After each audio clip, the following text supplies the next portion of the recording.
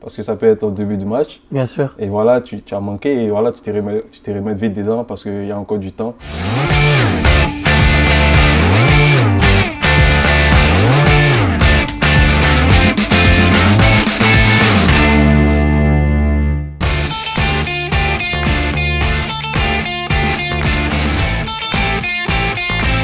Bienvenue dans T'es OK, ton émission en association avec Unibet et Charleroi. On est de retour comme chaque semaine avec un nouvel hôte, et oui, qui va piocher bien sûr un petit papier sur lequel figure une phrase souvent entendue dans le milieu du football. S'il est d'accord, vous connaissez l'habitude, vous connaissez l'adage, eh bien il placera le verre qui est à sa disposition vers le oui, s'il ne l'est pas vers le non. Bien sûr, le like toujours indispensable quand on fait une vidéo dans T'es OK. Vous laissez des commentaires et vous réagissez à cette vidéo parce que notre invité cette semaine, c'est Wakoun Bayo. Wakoun, comment ça va? Oui, je vais bien, merci. Mais c'est un vrai plaisir d'être avec toi. Tout d'abord, re-bienvenue alors du coup à Charleroi. Tu es revenu à la maison en fait. Oui, je suis revenu à la maison et je suis très content d'être là.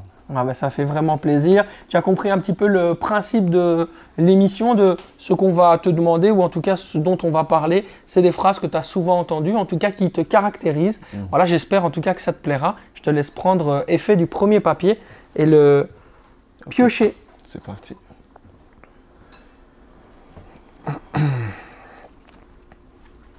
Je suis tellement habitué à la nourriture de mon pays que j'ai eu du mal à apprécier ce qu'on me proposait à manger lorsque je suis arrivé en Europe. Ah, ça c'est intéressant. Forcément, c'est un sujet qu'on aborde souvent. Je te laisse d'abord répondre et puis ensuite on en discute ensemble. Oui ou non? Ah oui. Oui, hein? Oui, c'est évidemment un sujet très très important. La nourriture pour les joueurs qui viennent d'Afrique. Ouais. Raconte-nous un petit peu comment tu as vécu ça quand tu es arrivé justement de Daoula, c'est ça? Là où tu es né? Daloa. Daloa, ouais. Ok. Au début, c'était pas facile. C'était vraiment difficile. D'abord, il fallait affronter déjà le froid. Et voilà. Ensuite, la nourriture, parce que j'aime beaucoup la nourriture de chez moi. Donc, forcément, après une semaine, ça devenait un peu compliqué. Très difficile même. À un moment, je voulais même abandonner, retourner au pays, mais après, on finit par se forger et voilà.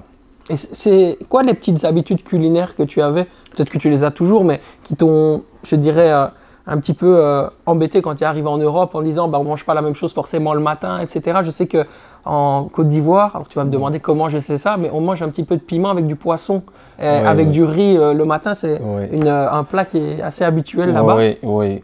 Et les plats des résistants, nous on les prend aussi comme le petit déjeuner. Donc forcément cette habitude. Quand tu es footballeur, après, tu ne dois pas trop faire ça. Donc, du coup, c'était un peu gênant au début. Mais après, il fallait s'y mettre à prendre comme petit déjeuner du pain, des œufs et tout ça. Et tout.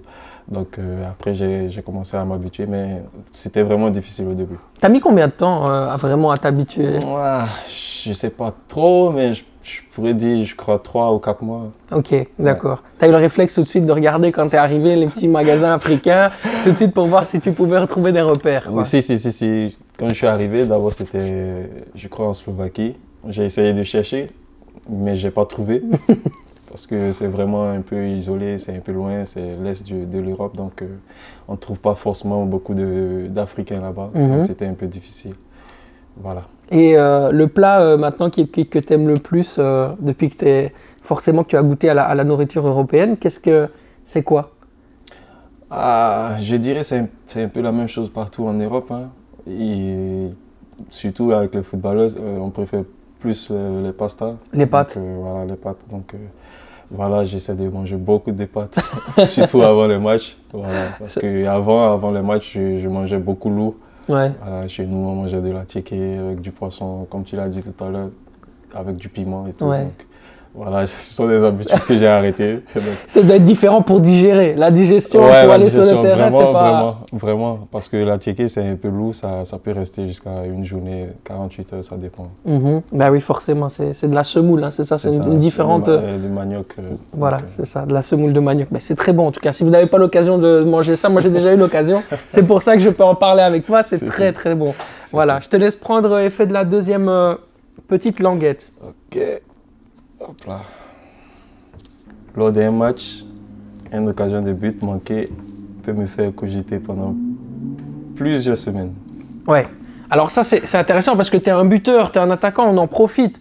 On a la chance de t'avoir à côté de nous dans T'es OK. Il faut te poser la question. Ouais. Alors, oui ou non?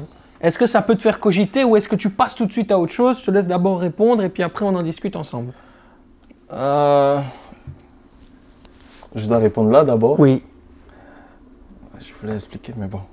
Vas-y, tu vas expliquer. D'abord tu réponds puis après on explique. Moi, je dirais oui. Allez, ça peut te faire cogiter. Alors explique, ça veut dire que c'est nuancé, c'est complexe, c'est pas Ouais, juste... Ouais, c'est complexe parce que ça dépend. Ça peut être une occasion en fin de match si jamais le match est par exemple 2-2 et que tu avais la balle du 3-2. Tu vois? Donc pendant une semaine, ça peut rester là dans ta tête, et, tu vois. Mais après, ça peut être aussi en début, je pourrais dire aussi non, parce que ça peut être au début du match. Bien sûr. Et voilà, tu as manqué et voilà, tu t'es remis vite dedans parce qu'il y a encore du temps. Donc forcément, tu peux te rattraper. Ça dépend vraiment de quand est-ce que l'action a lieu, quoi. Voilà. Okay. Donc je peux dire oui comme je peux dire non. Mais quand tu restes chez toi, par exemple, le match se termine, on va dire, ça finit un but partout. Bon là, évidemment, vous êtes content parce que vous restez sur une belle phase avec Charleroi et c'est très bien, c'est tout ce qu'on vous souhaite encore. On te souhaite bien sûr de marquer beaucoup de buts, mais le match est terminé. Le Charleroi n'a pas gagné, mais tu as raté quelques occasions. Est-ce que tu penses encore aux occasions ratées ou est-ce que tu passes à autre chose? Tu dis, ce qui s'est passé, c'est fait, on avance maintenant. Ou pas? Tu cogites quand même encore? Je cogite encore, tout petit. Parce que je suis comme ça même de nature.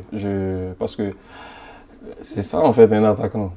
C'est vrai, c'est bien de passer à autre chose, mais tu te dis que voilà, c'était dans ce moment précis qu'on avait besoin de toi pour tuer l'action ou voilà, le match. Donc du coup, forcément, tu cogites encore. Donc, voilà, je reste sur ma décision de oui. Allez, tu restes sur sa décision, c'est très bien. On va pouvoir enchaîner sur la troisième languette. Voilà, okay, je remets ton petit verre. Hop là. Je te laisse y aller bien tranquillement, à ton aise. En Côte d'Ivoire, tous les enfants du pays veulent devenir le prochain Didier Drogba et Yaya Touré. Tu rigoles, ça veut dire que, à mon avis, je pense que c'est vrai. Vas-y, réponds d'abord, mais je pense que c'est la vérité. Ouais. Vas-y. Yes. Mais oui, forcément. C'est des dieux véritablement pour les enfants là-bas au pays. Tout ce qu'ils ont marqué comme but et de toute façon l'histoire du football. Hein. Ils ont carrément marqué l'histoire du football. Ouais, effectivement. Ce sont deux icônes, comme on les appelle comme ça en Côte d'Ivoire. Ce sont deux grands frères qui ont apporté beaucoup au football ivoirien. Voilà.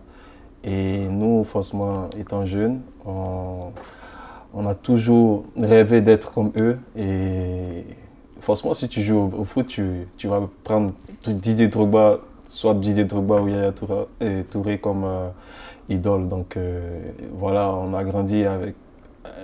On les regardant jouer, on a vu des CAN, la Premier League et tout ça.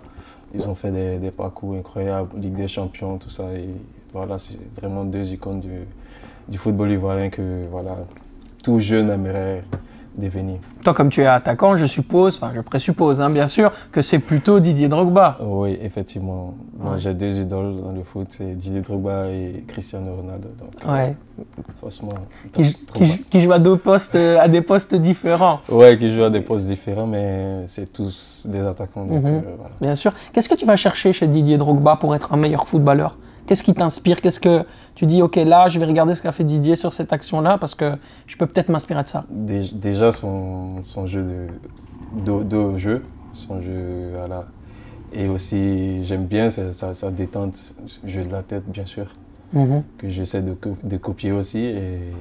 Et voilà, il a pas mal de trucs, je sais pas, ce truc de sentir le but, tu vois, d'être présent devant la surface. Donc, voilà, je m'essaie un peu de ces vidéos pour voilà.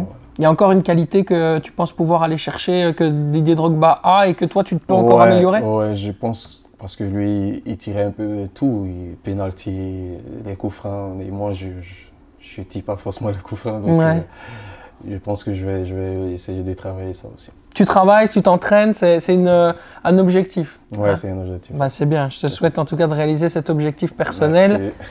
Et on va passer, bien sûr, à la 4e languette, mon cher Wakoun. Ok.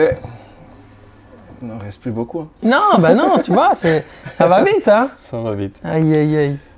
Ok. On y va. Le froid me paralyse. Vous ne verrez jamais le mieux de moi si la température extérieure est inférieure à 0 degré. Ben oui, donc on a parlé de la nourriture, tu l'as dit tout à l'heure, on parle maintenant forcément du froid. On ne peut pas ne pas parler du froid quand on évoque l'adaptation d'un joueur qui vient justement du continent africain pour arriver en Europe. Comment tu as vécu ça? Parce que bien sûr, tu es passé par des endroits où il fait très froid, hein, notamment en Slovaquie, tu le disais. C'est dur. Vas-y, je te laisse répondre et puis on en discute ensemble, on prend le temps parce que je pense que tu as des trucs à me raconter là. Vas-y. Ah, pas forcément, mais je dis non. Ok, tu dis non, ok. Ouais. Je t'écoute. Ouais, déjà arrivé en Europe, au tout début, c'était pas facile avec le froid. C'est vrai, j'admets ça, mais comme je l'ai dit, après le football, tu vois, le corps est en mouvement et tout. C'est pas comme un spectateur qui est venu suivre le match ou quoi. C'est pas la même chose, tu vois. Parce que nous, on est en mouvement et ils sont assis. Donc, ils ont plus froid par rapport à nous. Et nous, le sang, il est chaud. Donc, forcément, c'est vrai, t'as froid, mais t'as pas aussi froid. Donc, on arrive à se surpasser. Donc, du coup, moi, ça me va. Oui, ça veut dire que ça n'influe pas sur tes performances, c'est ça que je veux dire. Non, ça n'influe pas. Donc, tu pourrais marquer un triplé sous -5, c'est ça que je veux dire. Bien sûr. Tu serais capable de le faire. Je suis capable. Ok, tu te souviens de grands matchs où il faisait très très froid et tu t'es dit, ah là, Wakoun, j'ai sorti une masterclass. Je sais plus. Non.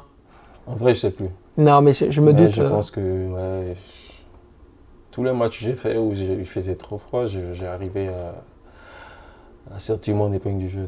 Donc, ouais, alors ça veut dire qu'il faut courir beaucoup. Oui, c'est ça. Ah, voilà, mec, Felice, normalement, ça devrait aller. Il ne va pas te laisser se regarder. Tu sais, c'est comme les vieux attaquants à l'époque. Ils restaient dans la surface, ils attendaient le ballon. Ouais, c'est ça. Magnifique. Bah écoute, on va passer à la dernière languette. Okay. C'est déjà la dernière. La fin, là. Oh là là. Aïe, aïe, aïe.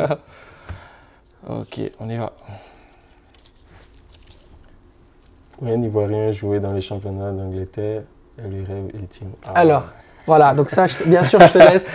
Je me doute aussi un petit peu de la réponse, mais on va en parler ensemble. Bien sûr, le championnat d'Angleterre, hein, tu es passé par là avec le club de Watford notamment. Ouais. Qu'est-ce qui fait que, justement, en Côte d'Ivoire, c'est l'Angleterre le championnat idéal ou qu'on préfère le plus au niveau des spécificités? Je dirais peut-être que les grands frères ont eu un peu l'influence parce que quand on était un peu plus jeune, il y avait beaucoup de joueurs ivoiriens qui jouaient dans le championnat anglais. Donc que ce soit Arsenal, Chelsea ou Tottenham, Comorier, tout ça. Et Yaya Touré à City. Donc ça donnait l'envie aux autres joueurs que je suis de forcément rêver de jouer en Angleterre un jour et faire comme eux. Ouais. Donc je pense que c'est à cause des grands frères en fait. T'as réalisé ton rêve, toi? Ouais, c'était un rêve de gamin, jouer une fois en Angleterre. Même si c'est pas la Premier League, mais bon, voilà, déjà être en Angleterre, c'est quelque chose de magnifique parce que là-bas aussi, les gens ils vivent vraiment pour le foot. Quand tu foules la pelouse, tu sens quoi en toi? Waouh! Je dirais la première fois, je sais pas, je tremblais. Ah ouais, d'accord. Ouais, je tremblais parce que c'était un rêve devenu réalité, donc j'étais pas vraiment... Tu sens hein, cette étape, sentais, voilà. Entre le moment où tu le fais pas et le moment où ça devient la réalité, c'est bizarre. C'est hein. bizarre, donc je tremblais un peu, mais voilà. Après j'étais très content. C'est une espèce de magie, quoi. Bah écoute, c'est ça, je te souhaite de pouvoir retrouver un jour ce magnifique championnat qui est l'Angleterre. J'avais une petite question additionnelle parce que je pense qu'avec tes qualités, on pourrait te retrouver un jour chez les éléphants. Est-ce que c'est aussi un rêve? Est-ce que c'est aussi quelque chose auquel tu aspires? Si, parce que j'étais déjà en sélection avant. Je crois, ça fait 4 ans maintenant, je pense bien, depuis 2018. Ouais.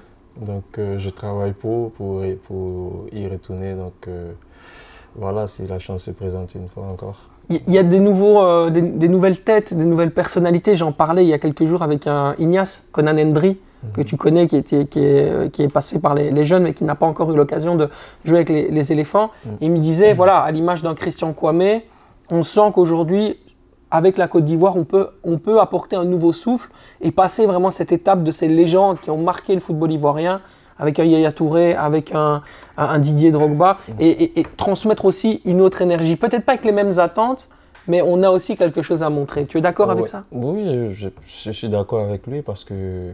Mais aussi, les grands frères, ils ont mis la barre vraiment très haute. Donc,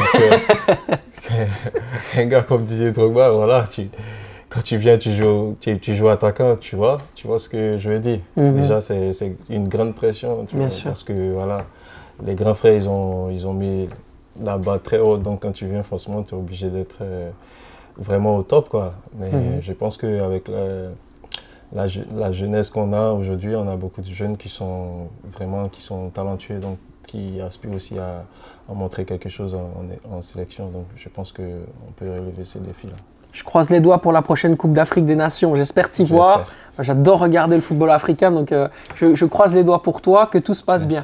Merci beaucoup d'avoir été dans T'es OK. Merci à vous. C'était un véritable plaisir. Merci à vous d'avoir suivi cet épisode. On se retrouve bien sûr comme d'habitude dans les commentaires où vous pouvez réagir suite à l'interview avec Vakoun. Vous laissez un like comme d'habitude et puis quant à nous, on se retrouve très vite pour un prochain épisode. Salut.